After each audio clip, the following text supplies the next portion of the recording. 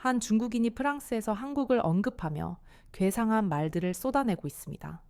그런데 그걸 듣고 있던 한 프랑스 여성이 중국인의 머리채를 잡아버리더니 듣고 있자니 열받아서 참을 수가 없다며 한 소리 하기 시작하는데요. 과연 무슨 일이 있었던 걸까요? 안녕하세요. 저는 프랑스의 한 대학원에서 도시공학과 연구원으로 일하고 있는 마리엔드 몽투아르라고 합니다. 저는 대학원에 진학하며 양쯔웬이라는 중국인 친구와 알게 되었어요. 프랑스와 중국은 대륙에 위치한 큰 나라라는 공통점이 있기 때문인지 저와 양쯔웬은 닮은 부분들이 꽤 있었고 저희는 급속도로 친해지게 되었죠. 양쯔웬이 제 인생의 재앙을 불러일으킬 줄 그때는 몰랐으니까요. 아무튼 당시 저는 양쯔웬을 저의 절친이라 여겼고 그녀가 하는 말들을 전적으로 믿었어요. 지금 생각해보면 터무니없는 거짓말인 것이 뻔히 보이지만 그때 저는 어리석게도 양쯔웬의 거짓 얘기에 깜빡 속아 넘어가고 말았답니다. 양쯔웬의 입에서 나온 대부분의 말들은 새빨간 거짓말이었지만 그 중에서도 가장 어이없는 것은 한국에 대한 말들이었어요. 양쯔웬의 말에 따르면 한국은 너무 가난한 나라라서 길거리에는 노숙자들이 발 디딜 틈도 없이 빼곡하게 깔려 있다고 했고 또 고작 그런 국가인 주제에 대국인 중국을 질투해서 중국의 문화를 모방하고 심지어는 훔쳐가려고 하고 있다고 했죠. 저는 세상에 설마 그런 끔찍한 민족이 있겠냐며 양쯔웬의 말을 믿지 않았어요. 그러자 양쯔웬은 어떤 중국 유튜버의 동영상을 보여주더군요. 그 유튜버는 한국인들이 중국인 예탁자인 공자가 사실은 한국인이라고 거짓말을 하고 한복도 사실은 중국의 전통 의상인데 한국의 전통 의상이라 우기고 있다며 한국인들은 순 거짓말쟁이들이라고 주장하고 있었어요. 그러면서 옛부터 한국은 중국의 속국이었으니 자기가 중국 황제의 옷을 입고 한국 시차를 한 번 하고 와야겠다는 소리를 했죠. 그 유튜버의 동영상 밑에는 수많은 중국인들이 그를 지지하는 댓글을 달아두었고 저는 이렇게 많은 사람들이 똑같은 말을 할 때는 그럴 만한 이유가 있겠지 하는 생각에 말이 진실이라고 믿게 되었어요. 그렇게 어느 순간 저는 한국은 중국의 속국이자 겉만 번지르한 빈민한 나라라는 인식을 갖게 되었죠. 그러던 어느 날이었어요. 저의 지도 교수님이 저를 부르시더니 충격적인 소식을 전하셨습니다. 이번에 우리 대학원에서 학술 교류 일환으로 대학원생 1명을 1년간 한국에 보내기로 했는데 내 생각에는 말이 있는 네가 다녀오는 것이 좋겠구나. 한국은 도시공학 분야에서 최고의 기술을 가진 나라이니 너에게 아주 좋은 경험이 될 거야. 교수님의 말을 들은 저는 하늘이 무너지는 것만 같았어요. 무려 1년이나 한국 같은 곳에서 지내야 하다니요? 저는 혹시 제가 교수님에게 밉보인 일이 있었는지 서둘러 저의 지난 날들을 점검해 보았죠. 그런데 아무리 생각해도 제가 교수님에게 이런 하찮은 취급을 당할 만한 이유는 찾을 수 없었어요. 결국 저는 속상하고 참담한 마음에 눈물을 터뜨리고 말았고 지금 이 순간 제 심정을 가장 잘 이해해 줄 수 있는 친구 양주엔을 만나러 학생회관에 갔죠. 그리고 역시나 양주엔은 제 마음을 100% 이해해주며 절 위로해 주었어요. 대체 왜 교수님은 너를 한국으로 보내기로 하신 걸까? 한국은 중국 없이는 혼자서 아무것도 할 줄 모르는 국가인데 말이야. 차라리 네가 부유하고 위대한 선진국인 우리 중국으로 보내는 거면 훨씬 좋았을 텐데 안타깝다. 그렇게 말하며 양주에는 깊은 한숨을 쉬었고 저는 그녀의 품에 안겨 오열했죠. 앞으로 제게 펼쳐질 끔찍한 미래가 너무 두려워서 저는 숨조차 제대로 쉬어지지 않았어요. 그 순간 주변을 지나가는 학생들이 이상하게도 저희에게 묘한 시선을 보냈지만 당시에 저는 그들이 저를 비웃고 있는 것이라고만 생각했어요. 지금 돌이켜보면 그건 중국인 양주엔의 거짓에 노란하고 있는 멍청한 저를 안타깝게 여기는 동정의 시선이었는데 말이에요. 하지만 양주엔에게 완벽하게 섞고 있었던 저는 바보같이 그것을 알아차리지 못했고 결국 저는 한국을 단단히 오해한 채로 한국행 비행기에 오르게 되었답니다. 그리고 그 일은 제 인생을 완전하게 바꿔놓는 계기가 되어버리고 말았죠. 한국의 인천공항에 도착하는 순간 저는 제 예상과 너무 다른 한국의 모습에 충격을 받아 그대로 멈춰버렸어요. 분명 양주에는 한국이 노숙자가 넘쳐나는 가난하고 천박한 국가라고 했는데 지금 제 눈앞에 펼쳐진 인천공항은 거대한 규모를 자랑하고 있으므로 첨단 디지털 장비를 이용한 신속하고 정확한 서비스와 쾌적한 환경을 제공하고 있었거든요. 한국의 첫인상은 유럽연합을 이끄는 우리 프랑스와 같은 수준, 아니 어쩌면 프랑스를 능가할 정도로 훌륭했고, 그날 이후 저는 양주엔이 여태껏 제게 주입해온 가짜 정보와 실제 한국 사이에서 혼란스러움을 느끼게 되었죠.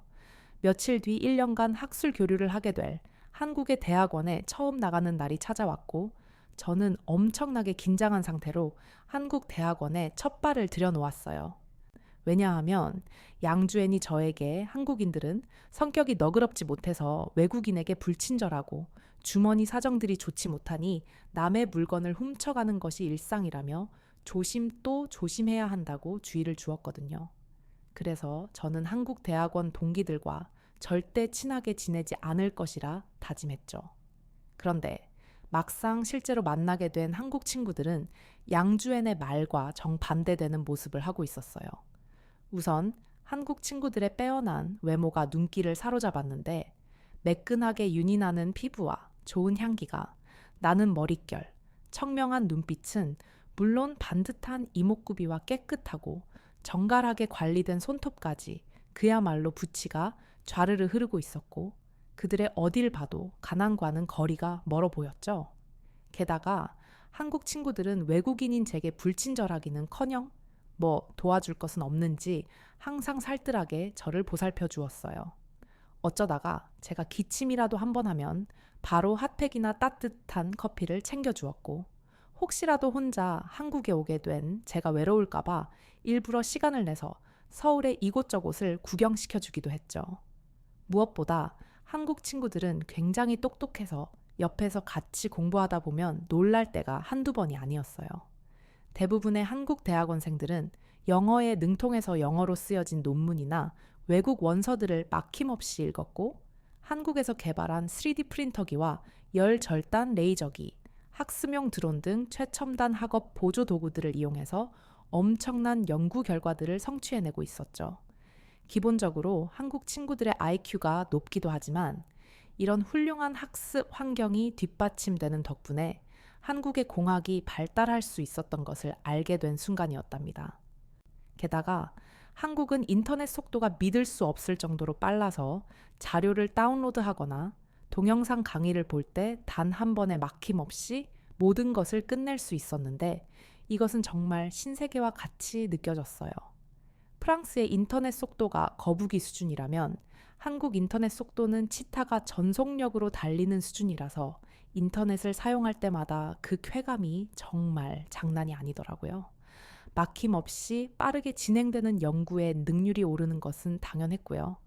들어보니까 한국 학생들은 공부를 잘하는 것은 물론 게임도 세계의 최정상을 찍을 만큼 정말 잘한다던데 그게 다이 엄청나게 빠른 인터넷 덕분인 것 같았어요.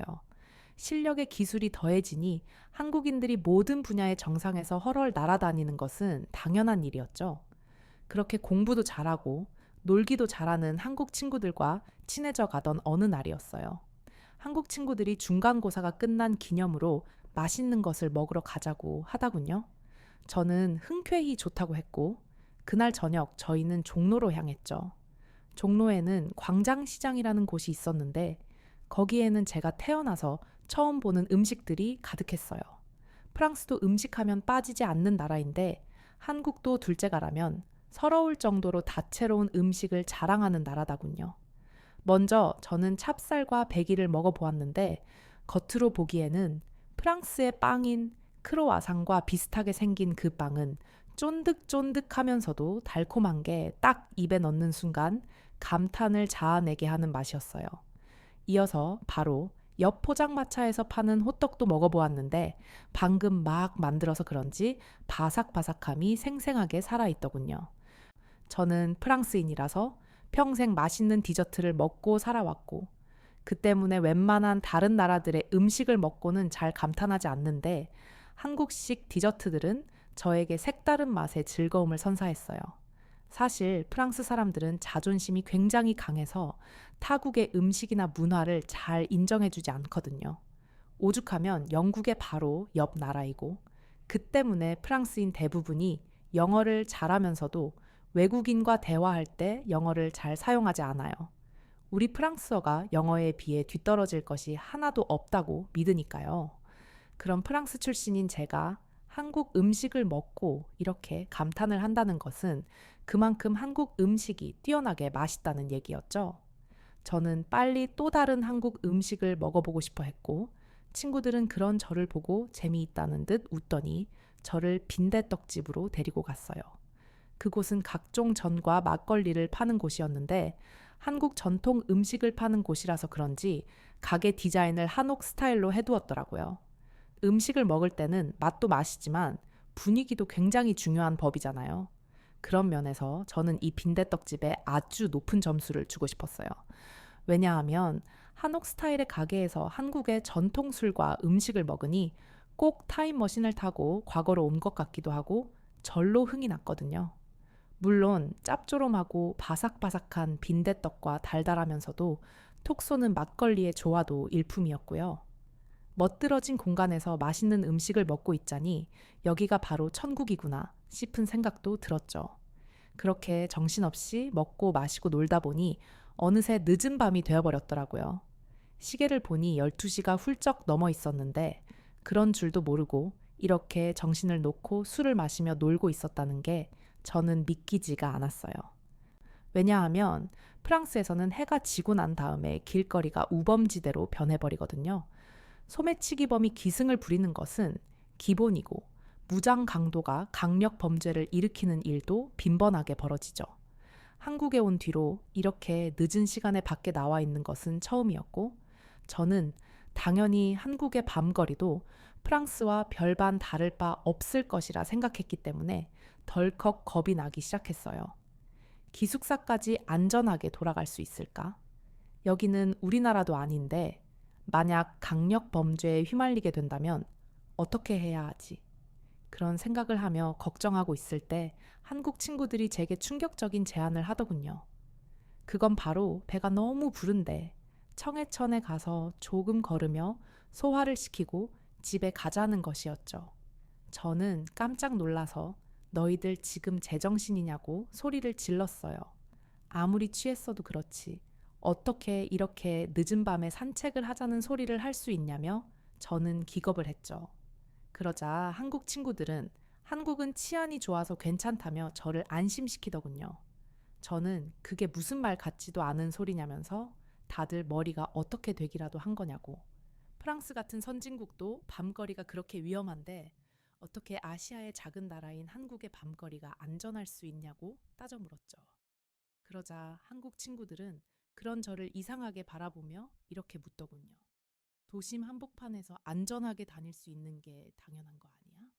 아무리 밤이라고 해도 누군가에게 위협을 느끼거나 무서워서 밖을 나갈 수 없는 것이 오히려 더 이상한 건 아닌가? 그러면서 한국은 24시간 운영되는 가게들도 많고 가로등도 많이 설치되어 있어서 아무리 캄캄한 밤이라고 해도 범죄가 발생할 만한 사각지대를 찾기 어려울 정도로 환하다고 하더군요.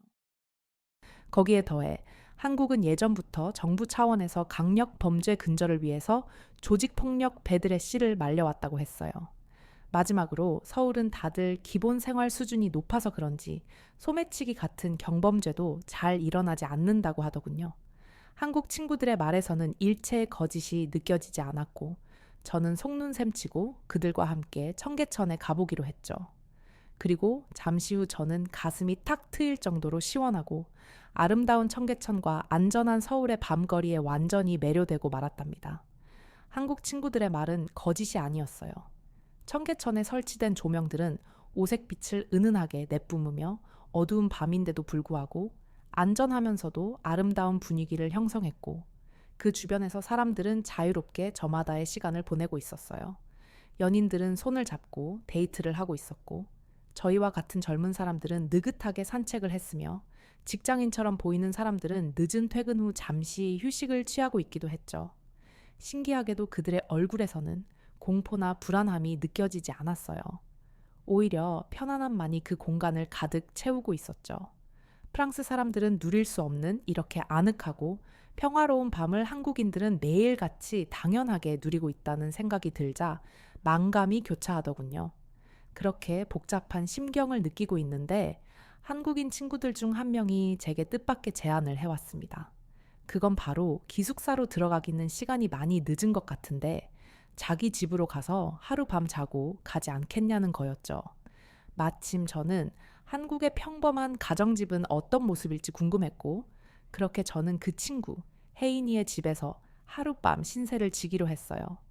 저와 함께 택시에 탄 혜인이는 기사 아저씨에게 자해 아파트로 가달라고 했는데 그 말을 들은 저는 약간 걱정이 되기 시작했죠. 프랑스에서는 보통 하층민들이 아파트에 살거든요. 상하수도도 엉망으로 설치되어 있어서 악취가 진동하는 것은 물론이고 쥐와 벌레가 들끓고 각종 범죄도 빈번하게 일어나는 주거 공간이 바로 프랑스의 아파트죠. 게다가 전에 양쯔웬도 한국의 아파트는 중국의 아파트와 달리 후줄근하고 수준 낮아서 사람이 살 곳이 못 된다고 악평을 쏟아낸 적이 있어서 저는 차라리 그냥 기숙사에 갈 걸 하고 후회했어요. 그런데 잠시 후 도착한 혜인이네 아파트에서 저는 두 눈이 튀어나올 만큼 깜짝 놀라게 되었답니다. 한국의 아파트는 구질구질하다는 양쯔웬의 말과 달리 혜인이네 아파트는 럭셔리 그 자체였어요. 우선 외벽 디자인이 매끈하게 빠져 있고 단지 내부의 분수와 대리석, 소나무, 각종 조형물로 이루어진 공원이 아름답게 조성되어 있어서 단순한 주거 공간이라기보다는 귀족이 사는 궁전 같다는 느낌을 주다군요. 더 충격적이었던 것은 한국의 아파트가 외부만 이렇게 휘황찬란한 것이 아니라 내부 공간도 상상을 초월하는 수준으로 꾸며져 있다는 것이었어요. 아파트 단지의 주민들이 무료로 이용할 수 있는 헬스장은 기본이고 골프장과 수영장, 어린이 놀이터, 카페까지 그야말로 이곳은 복합 문화 공간이었죠. 한참을 입을 다물지 못하고 아파트를 구경하던 저는 혜인이에게 혹시 너 엄청난 부자였던 거냐고 물어봤어요. 그러자 혜인이는 깔깔거리고 웃으며 한국에서 이 정도 수준의 아파트는 많고 심지어 베트남이나 필리핀 같은 동남아도 고급 아파트는 이런 시설들이 다 있을 텐데 라더군요. 당연히 프랑스 고급 주택계도 이런 시설들은 있지만 저는 그런 곳에서 살 수 없는 수준의 사람이고 혜인이가 엄청난 부자도 아닌데 이런 곳에 산다는 건 이게 한국의 기본 생활 수준이라는 거잖아요. 대체 그동안 나는 왜 한국이 빈민한 국가라고 생각해 온 것인지 또 양주에는 나에게 왜 그렇게 한국 비하 발언을 해온 것인지 도무지 이해가 되지 않아서 머리가 아파오기 시작했죠. 제 표정이 굳어지자 혜인이는 왜 그러냐고 물었고 저는 사실 프랑스에서 친하게 지냈던 중국 친구가 있는데 그 친구가 한국에 대해 알려준 것들과 실제 한국이 너무 달라서 혼란스럽다고 털어놓았어요. 그러자 혜인이는 그 중국 친구가 제게 왜 그런 거짓말을 했는지 알 것 같다며 생각에 잠기더니 잠시 후 충격적인 이야기를 꺼내기 시작했습니다. 중국인들은 한국 문화가 모조리 중국의 것이라거나 한국이 중국의 속국이었다거나 중국이 세계 최강이라는 등 괴상한 주장을 하곤 해. 하지만 그건 조금만 살펴보면 바로 탄로날 거짓말에 불과하지. 먼저 한국은 과거에 중국의 침략을 받은 적은 있어도 중국의 속국이 되었던 적은 없어. 그리고 한국의 조상들은 옛부터 중국과 한국의 문화가 전적으로 다르다는 것을 명확하게 짚어왔지. 예를 들어 세종대왕께서는 한글을 창제하실 때 우리나라 말과 중국의 말이 다르다는 것을 훈민정음의 첫 장부터 정확하게 밝히셨어. 한국인들이 우리의 문화를 다른 나라의 것들과 구분짓고 온전히 지켜낸 이유는 한국 문화에 대단한 자부심을 가지고 있기 때문이야. 그러면서 혜인이는 그와 반대로 중국인들은 자국의 문화를 제 손으로 모조리 불살라버리는 엄청난 실수를 저질렀다고 했어요. 과거 중국이 서양 열강에 침략당하던 시절 중국인들은 자신들의 문화가 서양 문화에 비해 열등하다고 여겼고 문화 대혁명을 일으켰어요. 그건 바로 중국의 문화를 남김없이 없애버리는 돌이킬 수 없는 짓이었죠. 그 어리석은 행동으로 인해 현재 중국에는 남아있는 문화 자산이 없고 그 때문에 한국의 훌륭한 문화에 군침을 흘리며 무지성으로 중국 주변국의 문화는 모조리 다 중국 것이다 라는 억지를 쓰고 있는 것이라고 했어요. 심지어 이를 동북공정이라는 프로젝트로 만들어 중국 정부가 사활을 걸고 추진하고 있다고 했죠. 국민 대다수가 고등교육을 받고 인터넷 강국에 살고 있는 한국인들은 이런 중국의 행태에 분노를 느끼면서도 대체로 무시를 하는 편이라고 했어요. 왜냐하면 중국인들의 주장은 그야말로 헛소리에 불과하니까요. 한국인들은 중국인들의 헛소리에 휘둘리지 않는다고 했어요.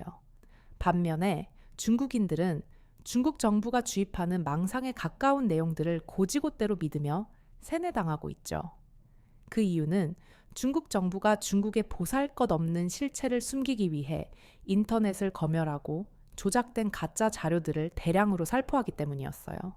게다가 중국인들 중에는 아직도 문맹인 사람들도 많고 고등교육을 받지 못한 사람들이 대부분이라서 정보의 정확성을 판가름할 능력도 없다고 했죠. 결국 중국인들은 한국이 중국을 동경하며 여전히 석기 시대와 같은 생활을 하고 있다고 믿게 되었고 그 믿음에 근거하여 전 세계의 거짓 선동을 일삼고 있는 것이었어요. 혜인이의 말을 듣는 순간 저는 엄청난 충격에 뇌가 정지하는 줄만 알았어요. 그리고 이어서 제가 양쯔웬의 거짓말에 바보같이 속았다는 것을 깨닫고 죽고 싶을 만큼 창피하고 화가 났죠. 물론 양쯔웬도 중국 정부에게 세뇌당한 피해자에 불과하지만 몰랐다고 해서 죄가 없는 것은 아니라고 생각해요. 양쯔웬 같은 중국인들 때문에 지금도 한국은 세계 어딘가에서 이유 없는 비난을 듣고 있을 테고 한국 문화를 훔쳐가려고 하는 중국 정부와 중국인들의 야욕은 그 자체로 용서받을 수 없는 것이니까요. 그리고 제대로 알아보지도 않고 한국은 저열한 국가라는 양쯔웬의 말을 그대로 믿어버린 저 역시 비난에서 자유로울 수는 없겠죠. 그래서 저는 혜인이에게 진심을 담아 사과하기로 했어요. 사실 한국에 오기 전에 나는 한국같이 수준 낮은 나라에 오기 싫다고 울고불고 난리를 쳤었어. 실제 한국은 세상 어느 나라보다 안전하고 편리하고 발전된 훌륭한 나라인데 말이야. 제대로 알아보지도 않고 함부로 한국을 오해하고 멋대로 과소평가했던 거 정말 미안해. 진심으로 반성하고 있어. 한국은 프랑스는 물론이고 유럽의 모든 국가들보다 뛰어난 인프라를 가진 선진국 중에 선진국이야. 잠시라도 이렇게 한국에 와서 공부할 수 있는 것을 감사하면서 이제 다시는 중국인들의 얕은 속임수에 휘둘리지 않을게. 혜인이는 너그럽게 제 사과를 받아주었고 그날 이후 저는 마음 편히 행복한 한국 생활을 이어나갔답니다. 맵지만 중독성이 있어서 젓가락질을 멈출 수 없는 불닭볶음면도 먹고 세상에서 제일 편리한 한국의 대중교통 시스템에 감탄하고 쾌활하고 상냥한 한국 친구들과 악취 없는 한강공원을 즐기다 보니 어느새 1년이라는 시간이 금방 지나가다군요. 한국에서 지내며 저는 프랑스에서는 알지 못했던 많은 것을 배우고 익히며 뜻깊은 시간을 보냈고 전과는 비교할 수 없이 성숙한 제가 되었음을 느낄 수 있었어요. 할 수만 있다면 시간을 1년 전으로 돌려 다시 한번 한국에서 지내고 싶을 정도로 저는 한국에서 보낸 시간들이 정말 좋았답니다. 그렇게 아쉬운 마음을 안고 프랑스로 돌아갈 짐을 챙기며 저는 문득 그동안 잊고 지냈던 양쯔웬이 떠올랐어요. 대체 그 중국 여제는 왜 제게 그런 몹쓸을 거짓말을 한 것이며 아직도 그런 허무맹랑한 말들을 퍼뜨리고 다니는지 궁금했죠. 그러다가 이대로 그냥 프랑스로 돌아가면 안 되겠다는 생각이 들었어요.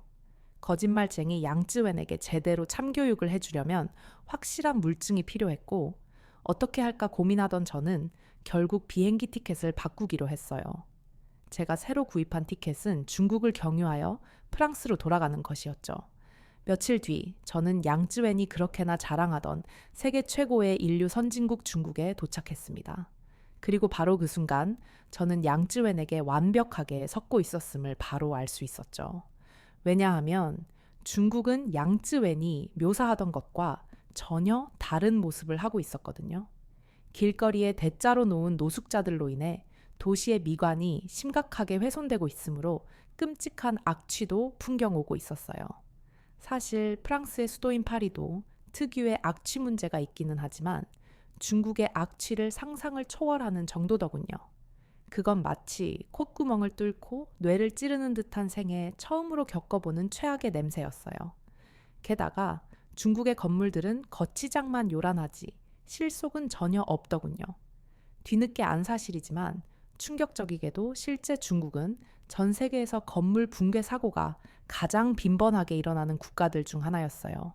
2019년 상하이에서 건물이 무너져 10명이 사망했고 2022년에는 후난성의 주상복합 건물이 무너져 무려 52명의 사람들이 사망하거나 다쳤다고 합니다.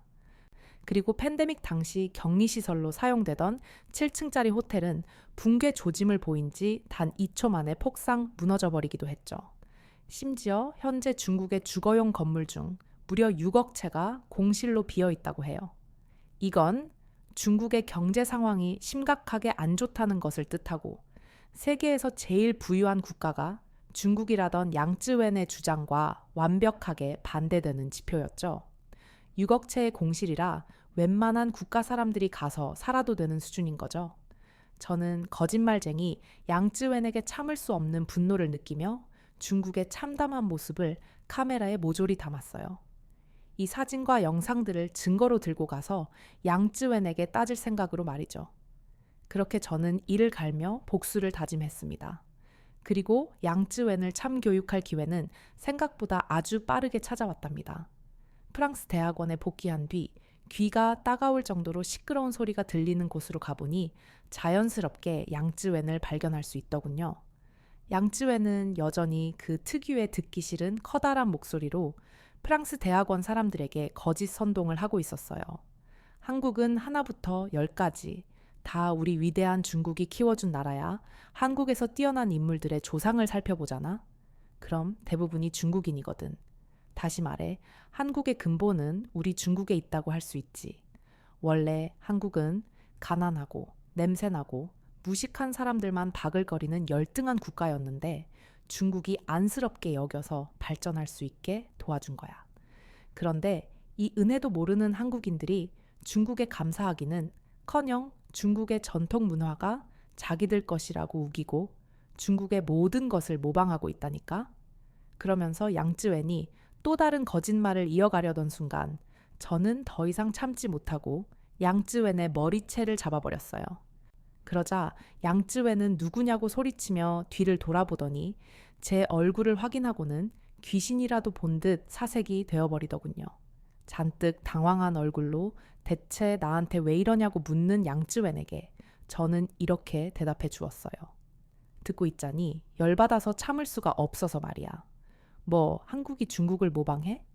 야, 사기를 칠 거면 좀 말이나 되는 내용을 가지고 와야지.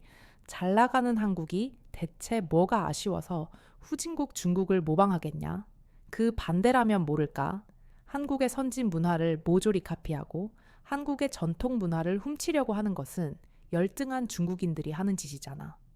제 말이 끝나자 양쯔웬은 얼굴을 새빨갛게 붉히며 식은 땀까지 흘리기 시작했고 주변에 있던 학생들은 뭐야? 그럼 그동안 양쯔웬이 거짓말을 하면서 우리를 선동하고 다닌 거야? 중국인들 인성 안 좋다는 소문은 익히 들었지만 이 정도로 수준 떨어지는 줄은 몰랐네. 라며 옹성거렸죠. 그러자 양쯔웬은 이대로 당하고 있을 수는 없다는 생각이 들었는지 뜬금없는 말을 내뱉기 시작했어요. 마리아엔르, 너 지금 무슨 소리 하는 거야? 중국이 후진국이라니 중국은 아시아에서 제일 부유한 강대국이라고. 상식적으로 중국과 한국의 땅 크기 차이가 얼만데 한국이 중국보다 잘 산다는 게 말이 되니? 역시나 양쯔웬은 자신의 잘못을 인정하지 않았고 저는 이때를 대비해 중국에서 찍어온 사진과 영상을 공개하기로 했습니다. 당장이라도 쓰러질 것만 같은 허름하고 낙후된 건물들과 길거리를 가득 채운 노숙자들까지 중국의 실체를 마주한 학생들은 경악을 금치 못했고 제가 이런 증거 자료를 가지고 올 줄 예상 못했던 양쯔웨는 크게 동요하기 시작했죠. 하지만 그녀는 얼굴에 철판이라도 두른 것인지 자신의 잘못을 인정하기는커녕 거짓말을 계속 이어갔어요. 이건 한국인들이 조작해서 만든 가짜 사진들이야. 진짜 중국은 이렇게 후지지 않다고. 우리 중국은 전 세계에서 가장 위대한 국가란 말이야. 아무런 근거도 없이 그렇게 우겨대기만 하는 양쯔웬의 모습은 이제 안쓰럽기까지 했고, 저는 깊은 한숨을 내쉬며 그냥 한국이 부러우면 부럽다고 솔직하게 말해 라고 진심 어린 조언을 해줬죠. 그러자 양쯔웨는 당장이라도 얼굴이 터질 것처럼 얼굴이 빨개지더니 자기는 지금 화장실이 급하니 일단 화장실에 가겠다며 황급히 도망치기 시작했어요. 그 모습을 본 주변의 학생들은 가서 영경 돌아오지 마 라고 소리를 질러대며 양쯔웬을 조롱했고, 그날 이후 양쯔웬은 대학원에서 모습을 감춰버렸답니다. 참으로 비참한 거짓말쟁이의 최후였죠. 나중에 알고 보니 양쯔웬은 저뿐만 아니라 대학원의 다른 친구들에게도 한국에 대한 이상한 소문을 내고 다녔고, 그 때문에 한국을 오해하고 있던 친구들이 꽤 있었더라고요. 그 사실을 알게 되자 괜한 피해를 입고 있는 선량한 한국인들이 정말 안 됐다라고 느껴졌고, 저는 한국을 사랑하는 사람으로서 제가 할 수 있는 일이 뭐가 있을까 고민하기 시작했죠. 그리고 얼마 후 저는 대학원 인터넷 게시판에 글을 하나 업로드했어요. 바로 이렇게 말이죠. 최근 중국인들의 거짓말로 인해 한국에 대한 잘못된 정보가 퍼지고 있는데, 나는 한국에 실제로 거주해 본 사람으로서 이를 바로 잡고 싶어. 그래서 한국 바로 알기 동아리를 만들었어. 혹시 한국의 선진 문화에 관심 있는 사람들은 언제든지 연락 줘. 한국은 콧대 높은 우리 프랑스인들에게 긍정적인 영향력을 끼칠 수 있는 몇 안 되는 대단한 나라 중 하나라고 생각해요. 그래서 저는 이런 소중한 한국이 중국의 거짓 선동에 휘말리지 않도록 제가 할 수 있는 일들을 해나가려고 합니다. 지금 이 글을 작성하는 순간에도 우리 동아리에 가입하고 싶다는 문의가 쏟아지고 있는데요. 앞으로 저는 프랑스에서 중국인들로부터 한국을 지키는 방패 역할을 톡톡히 해내도록 하겠습니다. 자, 그럼 이어지는 영상은 여우튜브 복구 영상입니다. 앞으로 복구 영상은 이렇게 신규 영상 먼저 보여드리고 뒤에 넣어서 다시금 들으실 수 있도록 준비하겠습니다. 시끌벅적한 국제학교 복도에서 한국인 여학생과 중국인 남학생이 크게 말다툼을 하고 있습니다. 말다툼은 점점 크게 번지더니 결국 몸싸움으로까지 벌어지고야 말았는데요. 그런데 너무나 놀랍게도 한국인 여학생에게 먼지나게 두들겨 맞게 되는 중국인 남학생. 대체 무슨 일이 있었길래 이 사단이 벌어지게 된 것일까요? 안녕하세요. 제 이름은 스텔라 스미스이고 뉴질랜드의 퀸스타운이라는 작고 아름다운 마을이 고향인 평범한 여성입니다. 어릴 적에 일찍이 어머니가 돌아가신 뒤로 아버지와 단둘이 살았었습니다. 우리 아빠는 돌아가신 엄마의 빈자리가 느껴지지 않을 만큼 최선을 다해서 저를 키워주셨죠. 그래서 저는 언제까지고 아빠와 둘이 그렇게 행복할 줄만 알았답니다. 하지만 아빠가 뜬금없게도 새엄마를 저에게 소개해 주면서 저의 인생은 완전하게 바뀌기 시작하게 되었었습니다. 더군다나 저에게 새엄마가 될 사람이라고 소개해 준 분은 저에게는 너무나 낯선 나라, 한국이란 나라였죠. 저희 아빠는 동네에서 작은 마트를 운영하는 사장님이었는데, 그때까지만 해도 아빠에게 있어 중요한 것은 저와 마트 두 가지뿐이었어요. 저는 그런 성실한 아빠가 만들어주신 튼튼한 울타리 안에서 평화로운 날들을 보내고 있었답니다. 하지만 어느 봄날 제 세상이 무너지고 말았죠. 스텔라, 너에게 소개해줄 사람이 있으니 주말에 시간을 비워두거라 라는 아버지의 말씀 때문이었어요. 아빠는 그렇게 말하며 어쩐지 얼굴을 붉히셨고, 평소와 다른 아빠의 모습에 저는 순간 안 좋은 예감을 하게 되었어요. 아빠에게 여자친구가 생긴 것 같다는 예감 말이죠. 불안해진 저는 누구를 소개해 주려고 그러시냐며 궁금하니까 빨리 말해달라고 아빠를 졸랐었는데요. 그러자 아빠는 쑥스러워 하시며 너의 새엄마가 될 사람이란다 라는 충격적인 말을 하셨습니다. 그때 당시에는 세상의 아빠는 오직 제 거라고만 생각했었거든요. 새엄마라는 이야기에 받아들여지지가 않았습니다. 먼저 세상을 떠난 엄마에게 죄짓는 것만 같았어요. 저는 심장이 쿵하고 내려앉는 기분이었죠. 하지만 행복해 보이는 아빠를 보며 그런 내색을 할 수는 없었어요. 그날 이후 저는 매일 밤마다 아빠의 여자친구 후보들을 차례차례 떠올려 보았답니다. 누구지? 설마 옆집에 사는 메리 아줌마가 아니면 아빠 친구 케이트 아줌마가. 솔직히 아빠가 그 누구를 데리고 온다고 해도 온 마음을 다해 기뻐할 자신은 없었어요. 여태까지 아빠의 유일한 가족은 저였고 제 유일한 가족도 아빠였으니까요. 그렇게 둘밖에 없던 세상에 갑자기 누군가 새롭게 등장한다는 것은 설레기보다는 불안한 일이었죠.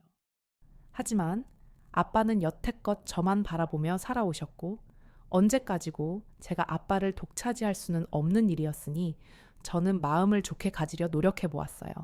그렇게 불안하고 초조한 시간 속에 어느새 토요일이 되었죠. 저는 이른 아침부터 눈이 떠졌고 거실로 나가보니 아빠 역시 긴장한 건지 일찍 일어나 계시더라고요. 저는 그런 아빠를 향해 애써 미소를 지어 보였어요. 잠시 후 약속 시간이 다가왔고 저희 부녀는 문제의 그 여자분을 만나기로 한 집 근처 카페로 향했죠.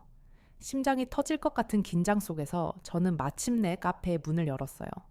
이 문 뒤에는 제 새 엄마가 될 여자분이 계셨죠.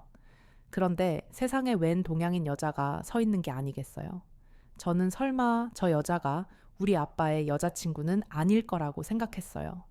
그때까지만 해도 저는 낯선 동양인의 모습에 너무 깜짝 놀랐었습니다. 그러면서 이건 아니라고 생각했죠. 어린 제가 아빠의 결혼을 막을 수 있는 방법은 없었지만 저는 한국인 새 엄마를 마음에 받아들이지 않았습니다. 아니, 받아들여지지가 않았어요. 결국 아빠는 그 한국 여자와의 결혼을 강행하셨죠. 결혼식 후에 아빠는 새 엄마가 자신의 삶과 저의 삶에 꼭 필요한 사람이 될 거라면서 엄마 말씀 잘 들어주길 바란다는 말씀을 하셨습니다. 당연히 저는 아빠의 말을 귀등으로도 듣지 않았어요. 아빠와 새 엄마가 결혼을 한 건 어쩔 수 없지만 전 끝까지 새 엄마를 미워할 거라고 다짐했죠.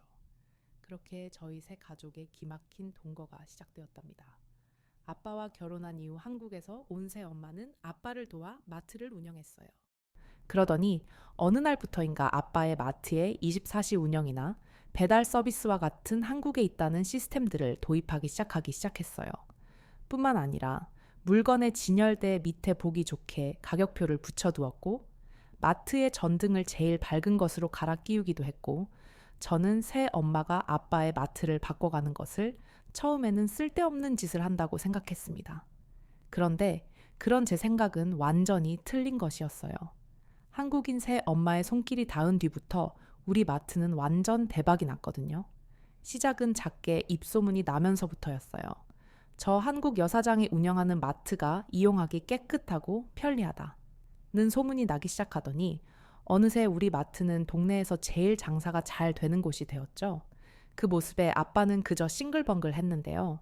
태어나 아빠의 그런 방정맞은 웃음도 처음 봤고 외국에서 온 새 엄마의 품에 폭 안겨서 애교를 부리는 모습도 처음 봤습니다. 아니, 토가 나올 뻔했지. 뭐예요? 여하튼 새 엄마의 그런 놀라운 손길에 아니, 그냥 잘 되기만 한 정도가 아니라 지역 신문 기자가 마트의 성공 비결을 무료로 인터뷰를 하러 올 정도였어요. 새 엄마는 기자에게 이렇게 답하더군요. 한국에서 제가 생활했었던 그대로 그냥 성실하고 부지런하게 마트를 운영했을 뿐입니다. 라고 기자에게 답했습니다. 그 말을 옆에서 듣고 있던 저는 한국에 대해 궁금해지기 시작했었어요. 동시에 새엄마가 다르게 보이기도 했죠. 결국 저는 새엄마가 어떤 사람인지 제대로 알아봐야겠다고 결심했어요. 그날 저녁 저는 쭈뼛거리며 새엄마에게 다가가 이렇게 물었죠. 솔직히 전 아직도 새엄마가 좋지는 않다고 말하면서도 제가 뭔가 새엄마에 대해 오해하고 있다는 생각이 든다고 말했습니다. 그리고는 사실 우리 마트는 아빠가 혼자 운영할 때는 적자를 보는 날도 정말 많았었다고 했죠. 어떤 날은 손님이 한 명도 오지 않기도 했을 정도였다고 말했습니다. 그런데 새 엄마가 오고 나서부터는 모든 게 달라졌는데 대체 무슨 방법들을 썼기에 마법처럼 동네 사람들의 마음을 사로잡을 수 있었던 거냐고 물었습니다. 제 말을 들은 새 엄마는 그런 제 질문이 귀여웠는지 한동안 깔깔 웃으시더니 이렇게 말했어요. 마법 같은 거 없단다. 어떤 거창한 비법 같은 것은 없다면서 그저 한국에서 실제로 마트가 운영되는 방식을 적용했을 뿐이라고 하셨어요. 하지만 저는 잘 이해가 되지 않아서 고개를 겨울거렸죠. 그러자 새 엄마는 이렇게 덧붙이셨습니다. 한국 사람들은 원래 부지런해. 그리고 부지런한 만큼 효율적인 것을 중요하게 여기기 때문에 배달과 같은 서비스가 굉장히 잘 발달되어 있지. 그리고 마트마다 전기 세일 같은 판매 전략들이 굉장히 다양하기도 하거든. 사실 난 오히려 뉴질랜드에 와서 살면서 만난 뉴질랜드 마트들이 너무 구식이라 놀랐는데 저는 새 엄마의 말에 망치로 머리를 한 대 얻어맞기라도 한 듯한 큰 충격을 받았어요. 사실 여태까지 검은 머리 아시아 사람들은 우리 유럽의 백인들보다는 열악하고 발전이 아직은 덜 된 그런 나라라고 생각했었거든요. 그런데 새 엄마의 모습이나 말을 듣고 나니까 제 생각이 틀렸을 수도 있다는 것을 알게 되자 왠지 모를 새로움을 얻는 것 같은 기분이 느껴지더라고요. 그날 이후 저는 새 엄마의 일거수일투족을 관찰하기 시작했어요. 그러자 그동안 보이지 않던 것들이 보이기 시작했죠. 먼저 그동안 제가 무능하고 무식하다고 여긴 새엄마는 엑셀로 회계 정리도 능숙하게 할 줄 아는 똑똑한 사람이었어요. 시간 관리도 철저하고 늘 빠릿빠릿하게 움직이는 모습은 굉장히 인상적이었죠. 또 제가 괜히 싫어서 새로운 새 엄마가 못생겼다고 아빠한테 놀렸었는데 사실 새 엄마의 얼굴도 그렇지 않고 고왔습니다.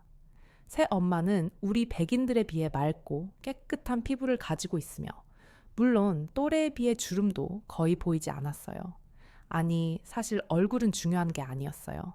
새엄마는 언제나 환하게 웃으며 손님들을 맞이하는 상냥한 성품을 가지고 있었으니까요. 무엇보다 새엄마는 저와 아빠에게 항상 헌신적인 모습을 보여주었어요. 그런 새엄마에게 어느새 저는 마음의 문을 열게 되었죠. 마음을 연 것뿐만 아니라 그냥 새엄마가 우리 엄마라는 게 자랑스러웠었습니다. 왜냐하면 새엄마가 온 뒤로부터 저희가 지내던 마을 전체가 한국에서 온 새엄마에게 다들 반해버렸을 정도니까요. 마트는 늘 인산인 해였고 말이죠. 그렇게 저희는 완전한 가족이 되었답니다.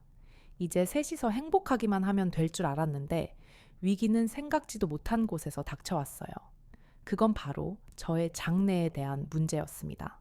사실 뉴질랜드에는 젊은 사람들이 일할 만한 곳이 마땅치가 않거든요. 푸르른 초원이 가득한 나라이다 보니 일자리가 거의 없다시피 한 곳이죠. 그래서 대부분의 뉴질랜드 청년들은 고등학교를 졸업한 뒤 아르바이트를 하며 살아가거나 옆 나라 호주로 떠나는 게 현실이에요. 저라고 다를 것은 없었죠. 솔직히 말하자면 전 미래에 대한 계획이 딱히 없기도 했어요. 왜냐하면 그냥 아빠, 엄마를 도와서 마트 일을 했으면 되었고 나중에 물려받으면 그만이었으니까요. 막연히 그런 생각만 하고 있었습니다. 그런데 한국에서 나고 자란 새 엄마에게 그건 있을 수 없는 일이었다는 게 문제였습니다. 사실 저는 공부도 별 관심도 없었고 그냥 이렇게 푸르른 초원이 가득한 뉴질랜드에서 마트 일이나 간간히 하면서 그냥 살고 싶었는데 새 엄마가 아주 딱 잘라서 안 된다고 하시더라고요.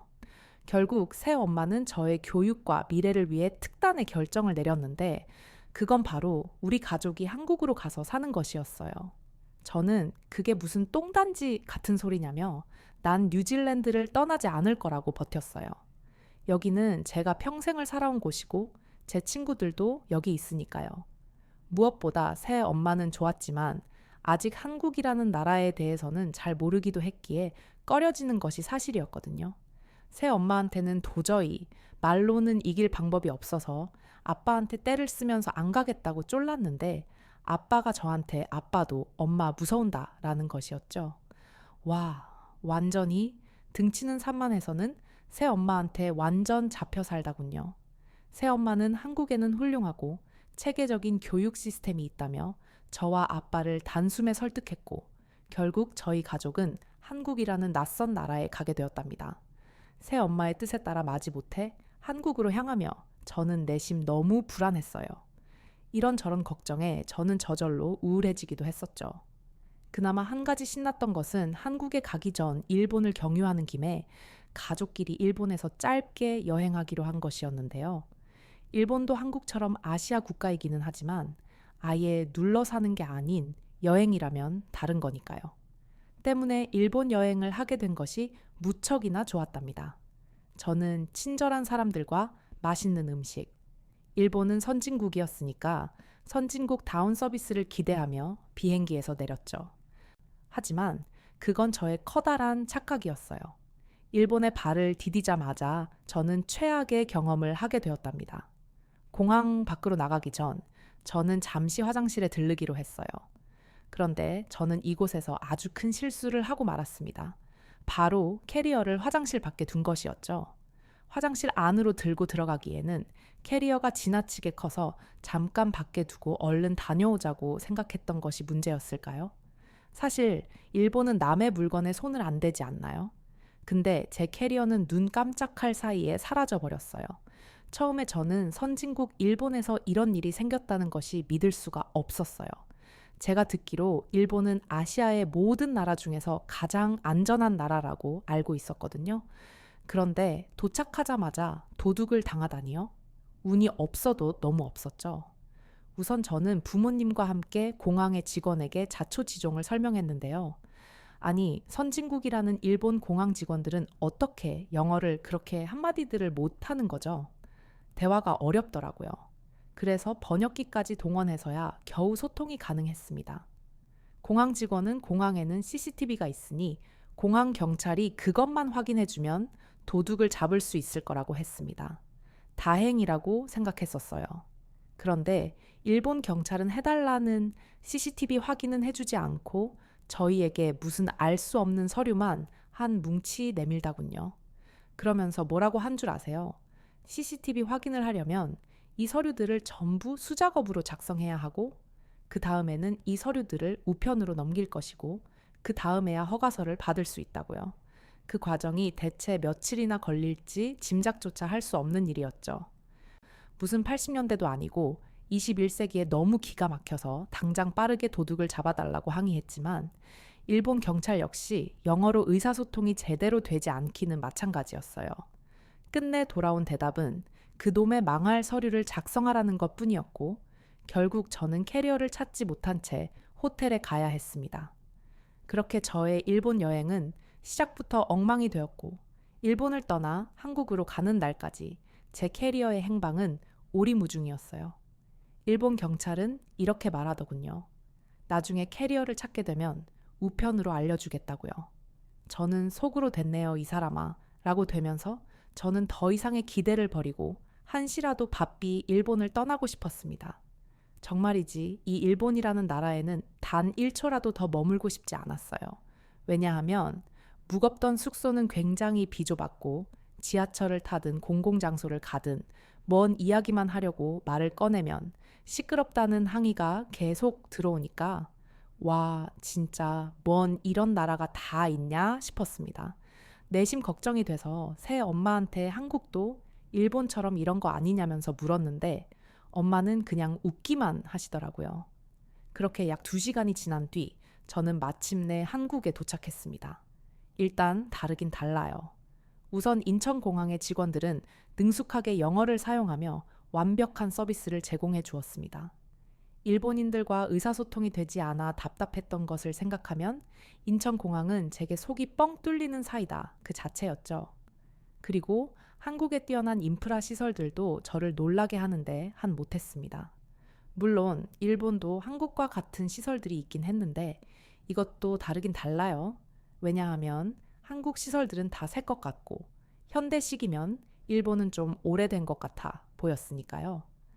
그리고 제가 살던 뉴질랜드는 말하기도 뭐 할 정도예요. 사실 뉴질랜드의 공항은요, 근처에 아무것도 없거든요. 그냥 초원이 넓게 펼쳐져 있죠. 그런데 인천공항은 최첨단 미래도시 그 자체더군요. 주요 스팟마다 엘리베이터와 에스컬레이터가 설치되어 있으면 물론 무빙 워크까지 있어서 이동이 너무 편리했고 24시간 운영되는 카페와 ATM 기계 게다가 세탁소까지 이곳에는 그야말로 없는 게 없어 보였어요. 그걸 보면서 와, 우리 새 엄마가 뉴질랜드에서 그냥 한국에 있는 시스템을 마트에 도입했다고 했던 말이 이래서 나온 거였구나 싶더라고요. 그러면서 동시에 이 정도라면 앞으로는 내가 살아야 하는 한국이 이렇게 편리한 나라라고 그럼 살만하겠는데 라는 생각이 드니까 저는 내 심속으로 기쁘기도 했답니다. 그렇게 한국에 온 지 며칠이 지나고 저는 새 엄마와 함께 앞으로 제가 다니게 될 인천의 국제학교에 가게 되었어요. 새 엄마의 이야기를 들어보니 그 학교는 국제학교이기 때문에 대부분의 학생들이 영어를 사용하는 것이 능숙하고 저처럼 외국인 학생들도 있다고 했죠. 저는 그 부분은 참 다행이라고 생각하며 얼른 차 타고 학교에 가자고 했어요. 그런데 웬걸, 택시가 아닌 버스를 타고 학교에 갈 거라는 게 아니겠어요. 저는 새 엄마가 지금 대체 무슨 말을 하고 있는 건지 이해가 잘 되지 않았죠. 뉴질랜드에서는 보통 버스가 1시간에 한 대가 오고 그마저도도 오지 않거나 오더라도 정시에 도착하지 않는 경우가 많기 때문에 대부분의 학생들은 부모님이 태워주시거나 합니다. 아직 저희는 차가 없으니 당연히 택시를 탈 줄 알았어요. 사실 뉴질랜드에서는 워낙에 운전면허를 어린 나이에 취할 수 있다 보니까 청소년들이 자차를 이용해서 가는 경우도 많거든요. 그래서 도로에서 사고를 내는 경우가 덜어 발생하기도 합니다. 제가 차 얘기를 꺼내자 새엄마는 등짝 스매싱을 날리시고는 한국은 뉴질랜드와 다르게 대중교통 시스템이 워낙 잘 되어 있어서 충분히 버스를 타고 학교에 다닐 수 있다고 말했어요. 버스에는 실제로 교복을 입은 학생들이 버스 안에 많이 보이더군요. 그들은 이렇게 등교하는 것이 익숙한 듯 전혀 불편함이 없어 보였어요. 잠시 후 30분도 채 되지 않아 버스는 제가 다닐 국제학교 정류장에 멈췄고 이렇게 가까운 곳에 학교가 있을 거라고 생각하지 못했기 때문에 세상 가까워서 다행이라고 생각했습니다. 뉴질랜드에서는 학교 가려면 2시간은 가야 하거든요. 근데 4배가 빠른 30분 만에 왔으니 얼마나 빨라요. 글쎄. 그런데 더 놀란 건 학교에 들어가서였어요. 교실에 있던 친구들이 다들 하나같이 휴대폰들을 가지고 있었는데 유튜브도 보고 노래도 듣고 뭐 그러고 있더라고요. 근데 이게 왜 놀랄 일이냐고요. 뉴질랜드에 가서 휴대폰으로 뭘 본다. 느려 터져서 버퍼링이 걸려 뭘 제대로 볼 수가 없을 만큼 느려요. 심지어 유료로 돈을 지불해야 데이터를 활용해서 볼 수 있죠. 근데 한국의 학교에서는 무료 와이파이가 제공되고 있다더라고요. 그것도 엄청나게 속도가 빠른 거 있죠. 한국의 인터넷 속도가 빠르다는 소문은 들었지만 설마 이 정도일 줄이야. 눈으로 보고 있는데도 믿기지가 않을 정도였습니다. 뭐 살짝 터치만 했는데 사사삭 페이지가 빠르게 넘어가 버리니까 완전 신세계였어요. 저는 너무 신이 나서 제 SNS에 뉴질랜드 친구들이 볼 수 있도록 글을 올렸어요. 얘들아, 믿겨져? 지금 한국에서 이 글을 올렸는데 단 0.1초밖에 안 걸렸어. 뉴질랜드에 살고 있는 제 친구들은 제가 올린 글을 보더니 거짓말 하지 말라며 한국의 인터넷이 아무리 빠르다고 한들 그런 일이 어떻게 가능하냐며 제 말을 믿지 않았죠. 그 순간 저는 에이그 이런 답답이들, 너네들은 아마 평생 이런 디지털 인프라 혜택을 누리지 못하겠구나 하는 생각에 안쓰러움도 느껴졌죠. 물론 저는 이렇게 좋은 환경이 갖춰져 있는 한국에 있다는 사실에 행복했지만요. 새 엄마가 제 담임이들 선생님과 인사를 나누는 동안 저는 복도의 창문을 통해 한국 학교의 교실을 둘러보았어요. 그리고 저절로 감탄하게 되었죠. 왜냐하면 한국 학교의 교실이 뉴질랜드의 교실과 비교해 월등하게 좋았거든요. 우선 칠판부터 달랐어요. 뉴질랜드는 아직도 대부분의 교실이 분필 전용 초록색 칠판이나 화이트보드를 사용하거든요. 그런데 한국의 교실에는 최신식 터치 스크린이 설치되어 있는 게 아니겠어요. 이 터치 스크린을 통해 한국의 선생님들은 각종 영상과 파워포인트 등을 활용한 수업을 학생들에게 제공하고 있었고 당연히 그 내용은 흥미로워 보였죠. 게다가 교실 내부에는 에어컨은 물론 히터, 공기청정기까지 구비되어 있더군요. 아무리 험하고 궂은 날씨라고 해도 이런 환경이라면 공부가 잘 되지 않을 수 없겠더라고요. 그때 저는 온몸이 떨리는 느낌을 받았는데요. 왜냐하면, 아니, 이런 환경에서 공부를 하는데 성적이 나쁘다? 그러면 새 엄마의 무시무시한 등짝, 스매싱이 또 날라올 거란 두려움이 밀려왔기 때문이었어요. 뭐 여하튼 설레임 반, 두려움 반의 기분을 느끼는 사이 새 엄마는 저의 입학 절차를 모두 마쳤고 시간은 어느새 점심시간이 되었죠. 담임 선생님은 제게 이왕 여기까지 온 것 학교 급식을 먹고 가라고 제안하셨고 저는 그러겠다고 했어요. 그리고 급식을 먹기 전 간단히 손을 씻으러 화장실에 들어갔는데 저는 이곳에서 또 충격을 받게 되었답니다. 아니, 비데가 있더라고요. 저희 뉴질랜드에서는 진짜 보기 힘든 거거든요. 사실 전 한 번도 못 봤었어요. TV에서나 봤죠. 근데 여기는 화장실마다 다 설치되어 있더라고요. 그러면서 와, 우리 새엄마 좋은데 살았었네 싶었습니다. 화장실에서 나온 뒤 저는 새 엄마와 함께 학생 식당으로 향했어요. 이쯤 되자 저는 이번에는 얼마나 놀라운 경험을 하게 될까 잔뜩 기대하게 되었죠. 뉴질랜드에서는 카페테리아라는 곳이 있어서 그곳에서 빵이나 감자튀김으로 간단하게 점심을 때우거든요. 그게 아니면 집에서 도시락을 싸오거나요. 물론 그 도시락이라는 것도 샌드위치인 경우가 대부분이지만요. 그래서 저는 평생 학교에서 먹는 점심에서 만족을 느낀 적이 없었는데 과연 한국의 학교는 어떨지 기대되기도 하고 그랬어요. 그리고 마침내 학생 식당에 들어선 순간 저는 100% 아니 10,000% 만족하게 되었답니다. 식판에 수북하게 쌓아주는 밥과 반찬, 국은 보기만 해도 배가 부를 지경이었죠.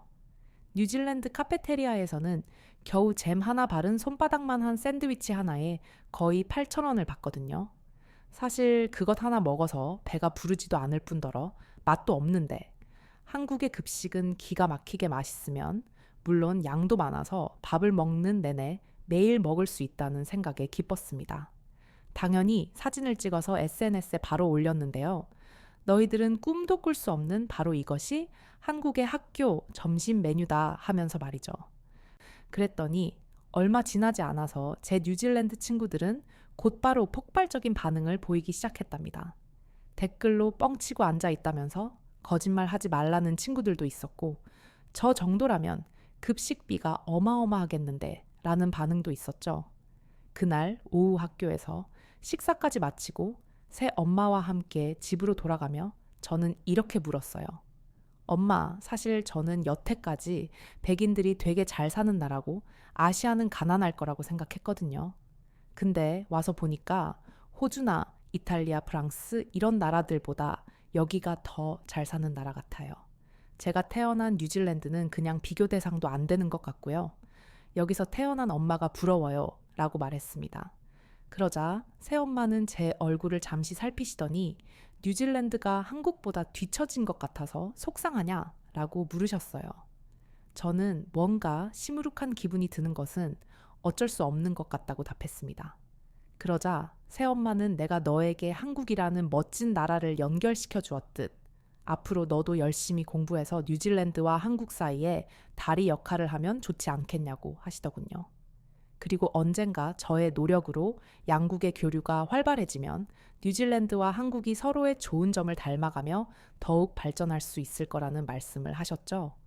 저는 그 말을 듣는 순간 앞으로 내가 걸어가야 할 길이 바로 그 길이구나 하는 느낌이 들어 소름이 쫙 끼쳤어요. 하지만 내가 그런 대단한 일을 해낼 수 있을까 엄두가 나지 않기도 했죠. 그런 제게 새엄마는 아무 걱정하지 말라며 저의 공부 커리큘럼을 이미 엄마가 다 짜두었다고 하시면서 무서운 미소를 보이셨어요. 저는 순간 뜨끔하면서 두려웠습니다.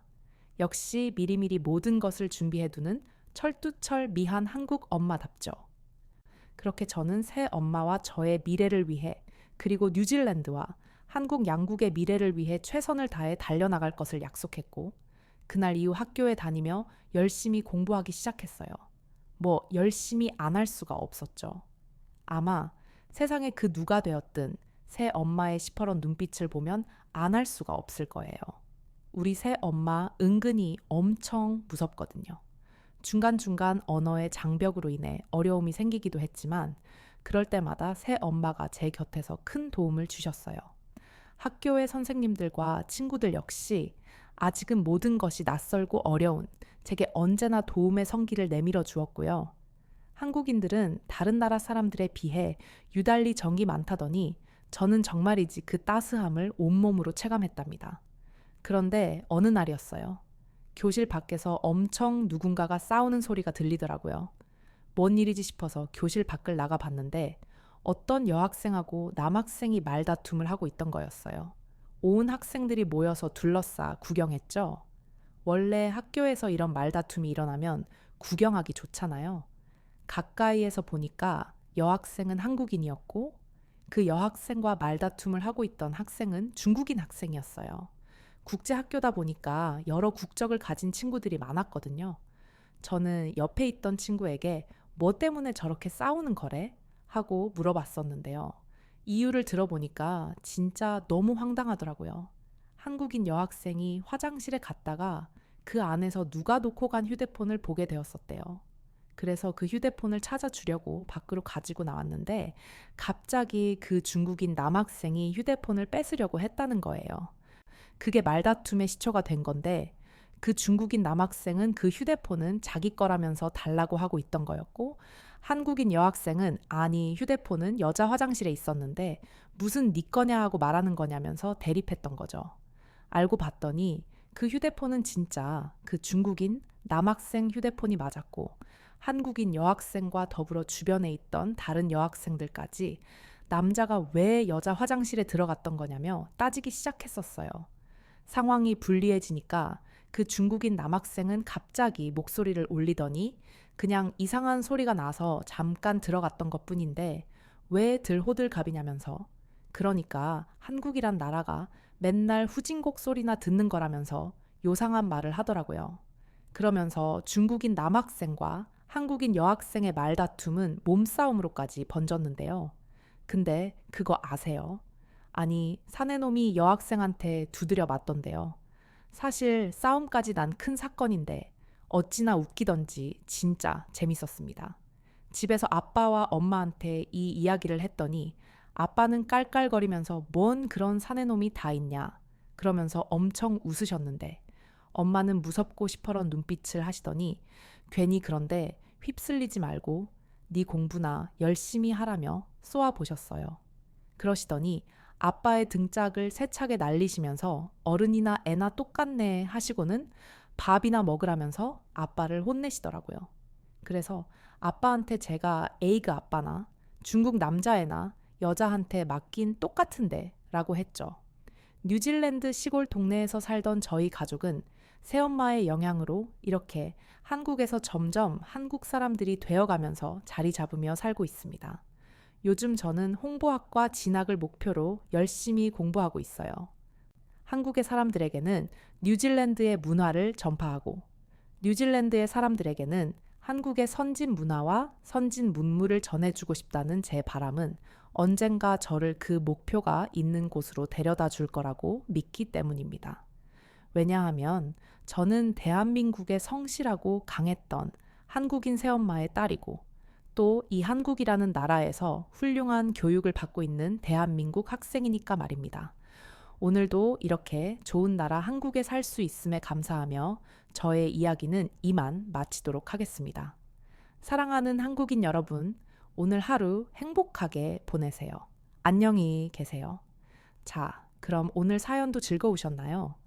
여우튜브는 앞으로도 우리 구독자분들과 시청자분들을 위해서 최선을 다해 즐겁고 재밌는 사연들을 전달해 드릴 수 있도록 노력하겠습니다. 네, 그럼 저는 사연을 읽어드렸던 여우튜브 송은지였고요. 구독, 좋아요 부탁드리고 길었던 영상 끝까지 시청해주신 모든 분들 고맙습니다. 그리고 우리 구독자분들 감사합니다. 사랑합니다.